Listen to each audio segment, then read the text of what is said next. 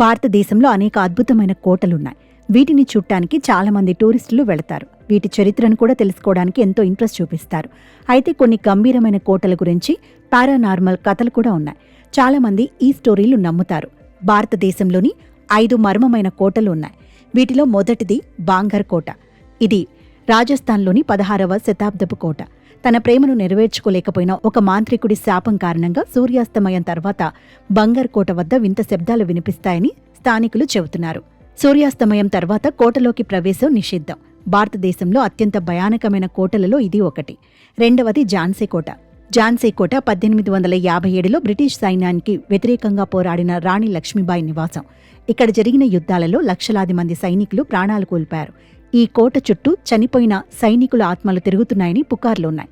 రాత్రిపూట గుర్రాల శబ్దం కూడా వింటామని స్థానికులు చెబుతున్నారు. మూడవది మెహ్రాన్గఢ్ కోట. ఈ కోట జోధ్పూర్లో ఉంది. దీని నిర్మాణ సమయంలో శాపాన్ని తొలగించటానికి ఒక వ్యక్తిని సజీవ దహనం చేశారని, అతని ఆత్మ ఇప్పటికీ అక్కడే ఉందని చెబుతారు. అందుకే ఈ కోట వైపు వెళ్లడానికి కూడా చాలా మంది భయపడతారు. దీనికి కారణం ఆ ప్రాంతంలో జరిగిన కొన్ని సంఘటనలు. నాలుగవది రణతంబోర్ కోట. ఈ కోట ప్రసిద్ధ రణతంబోర్ జాతీయ ఉద్యానవనంలో ఉంది. మొఘల్ దళాలు ముట్టడించినప్పుడు రాజు చౌహాన్ హమీర్ డియో లొంగిపోయే బదులు తన ప్రాణాలను త్యాగం చేశాడు. ఆ యుద్ధంలో చాలామంది సైనికులు కూడా ప్రాణాలు కోల్పారు. వారి ఆత్మలు కోటను వెంటాడతాయని, రాత్రిపూట వింత శబ్దాలు వినిపిస్తాయని చెబుతారు. ఐదవది శనివార్వాడ కోట.